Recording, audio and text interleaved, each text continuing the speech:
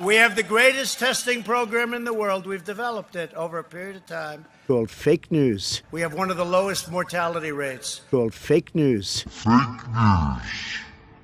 For millions of Americans, Facebook is much more than just a powerful social media platform. According to one study, it's where nearly half of all adults in this country turn for a source of news. I get a lot of my news from social media, like Facebook, Twitter, Snapchat stories. Fake news, misinformation, disinformation. We're surrounded by it every single day. Scrolling through social media, watching the news, talking with friends.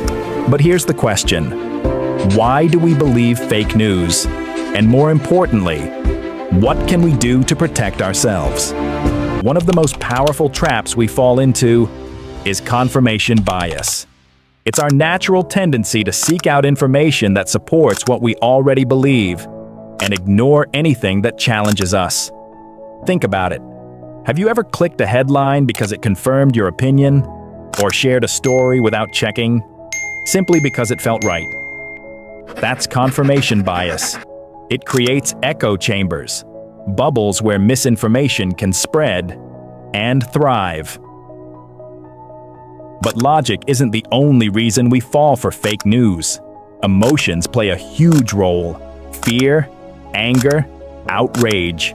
When a headline makes us feel something powerful, we're far more likely to believe it and share it. Misinformation doesn't always win by being accurate. It wins by being emotional, because emotions bypass rational thought.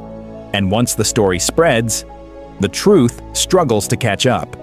The illusion of truth effect. The more often we hear something, the more believable it feels. Even if it's completely false, repetition breeds familiarity, and familiarity feels like truth. So when the same false claim appears again and again, across feeds, headlines, and conversations, it slowly embeds itself in memory, and eventually, we believe it. Now add algorithms into the mix. Social media is designed to keep us engaged, to show us what we already agree with, to recommend content just like what we've clicked before. The result? Filter bubbles, echo chambers, a personalized feed that reinforces our bias. And in that environment, misinformation spreads like wildfire. But sometimes, the problem isn't just what we see, it's how we see ourselves. Enter the Dunning-Kruger effect, a bias where people with little knowledge overestimate their expertise. They feel confident, certain, even when they're completely wrong. This overconfidence fuels misinformation, because when someone believes they know the truth, they'll spread it with conviction, no matter how inaccurate. So, what can we do? The first line of defense is critical thinking. Pause before you share. Check the source. Verify the facts. Ask yourself, who benefits if I believe this? And most importantly, be aware of your own biases, because protecting yourself starts with questioning yourself. But personal responsibility isn't enough. We need education. Media literacy should be taught, like math, science, history. Students and adults need tools to evaluate information critically. How to spot bias, how to check sources, how to separate fact from opinion. Media literacy is more than a skill. It's a shield, and it may be our best hope for a society that resists manipulation. The fight against misinformation is ongoing. It's not a battle we win once. It's a battle we face every day. But by understanding the psychology behind it and strengthening our critical thinking skills, we can protect ourselves, and we can build a more informed society. Be vigilant, be curious, and always, always question what you see and hear. I investigate disinformation for the BBC, and I'm often asked, who starts these rumours and who spreads them? Well, as always, the answer isn't straightforward, so I've broken them down into 5 different types.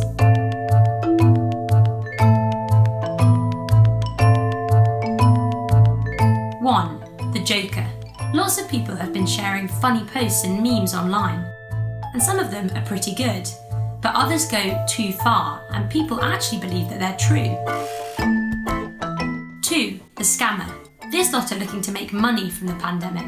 Some create fake texts trying to get hold of your bank account details, or others plug dodgy advice looking to sell their remedies and cures. 3. The Politician. The people in charge can also spread fake news. That includes officials and state-sponsored media from around the world. Officials in China and the US have been trading misinformation since the start of the virus, each accusing the other of deliberately creating it. Of course, neither of those claims are true. And there are concerns about foreign interference. That's when states spread misleading information abroad in order to further their own aims. But it can be very difficult to trace interference back to the people in charge, or to figure out who are behind networks of fake accounts that are pushing misleading information. 4. The Conspiracy Theorist. These people think that nothing is as it seems. They've falsely linked 5G to coronavirus, speculated about who created it, or even suggested that coronavirus doesn't exist at all. None of these are true. These ideas have been bouncing around on the internet for a while, but they've started getting more attention as worried people look for quick answers to their questions. 5. The Insider. There's information that apparently comes from someone you'd trust, an unnamed doctor, professor, or hospital worker.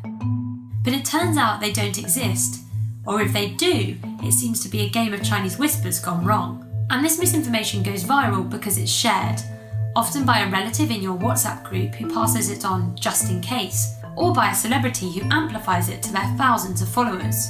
Tech companies, media regulators, and governments decide what happens when people start and spread misinformation.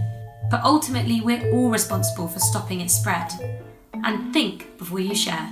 But tonight, Facebook and Google are combating a problem that's trending: fake headlines. Trump winning popular vote, the Clinton Foundation buying arms, and Pope Francis endorses Trump, a story shared nearly 100,000 times before the election.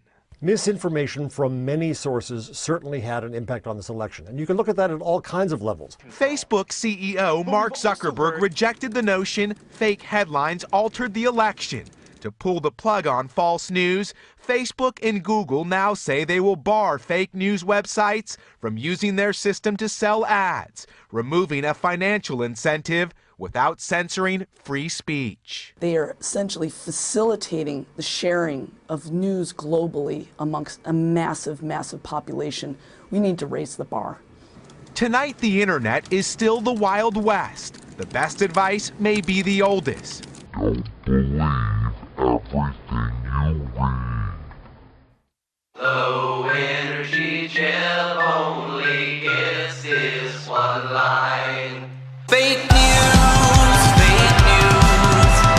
Isn't that what the Germans said about the Jews? Fake news, fake news. Isn't that what the Germans said about the Jews? Leaking James Comey should investigate Hillary.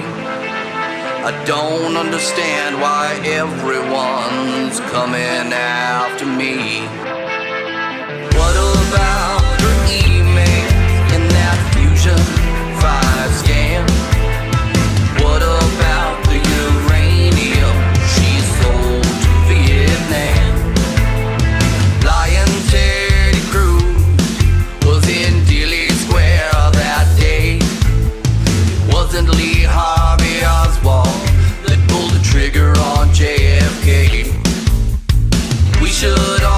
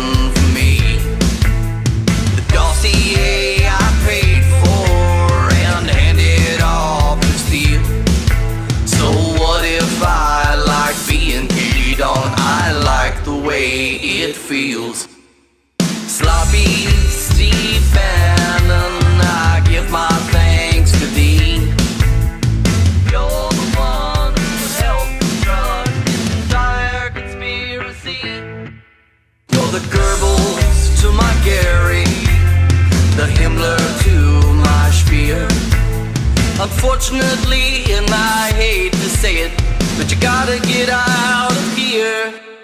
Fake news, fake news. Isn't that what the Germans said about the Jews? Fake news, fake news. Isn't that what the Germans said about the Jews? Low energy gel only gets this one line. You are fake news. Sir.